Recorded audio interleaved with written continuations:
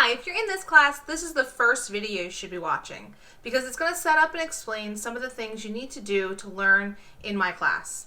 One of the biggest things we're going to be doing over the course of this semester is taking notes.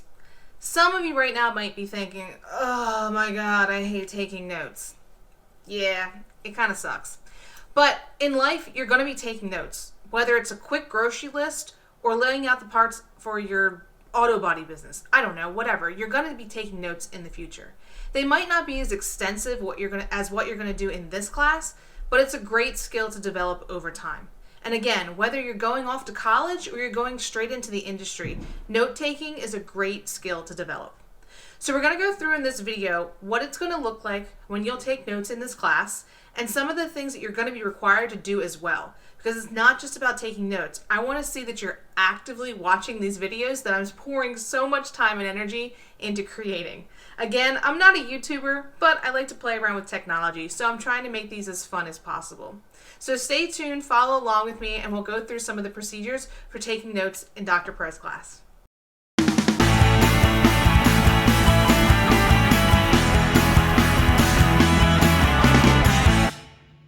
For this video, I'm going to go ahead and use my world history class as an example. If you're in U.S. history or economics, the same principles are going to apply. Your notebook just might have a different title. So the first thing you'll want to open up is your interactive notebook. If you scroll down, you'll see that there's a folder labeled interactive notebook. You can either use the caret here and drop it down to see the actual notebook, or you can click this link to go into the entire folder. As we go through the course, the different notebooks will be listed in chronological order. And so you can see in my world history class, we're starting off with our notebook on ancient civilizations. When you click on this link, it'll populate the assignment and you'll see a preview of the front page. My screen will look a little bit different than yours because I have the teacher view, but you'll click up here, My Document. Once you click that, it'll bring you into a new notebook. I run out of Google Slides, and as you can see, it looks almost like a composition book, but it's online. As you scroll through the pages, these are the different places where you'll take your notes. Notice that each tab matches the name of the actual sheet. So in my world history class, we're starting off with the beginnings of mankind. The second thing you'll need to open up is the actual video, so you know where to take notes.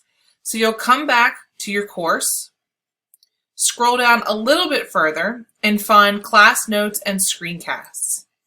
All of the screencasts are going to be in chronological order within their unit. They also will be housed in edPuzzle. So you'll click on the edPuzzle and it'll take you out to its site. As you can see, you'll need to watch through and there'll be a few accompanying questions that you need to answer along the way. These edpuzzles will count as a summative grade, which is 70% of your grade. So please make sure that you are completing these in a timely fashion. As you can see on here, it's not due for quite some time.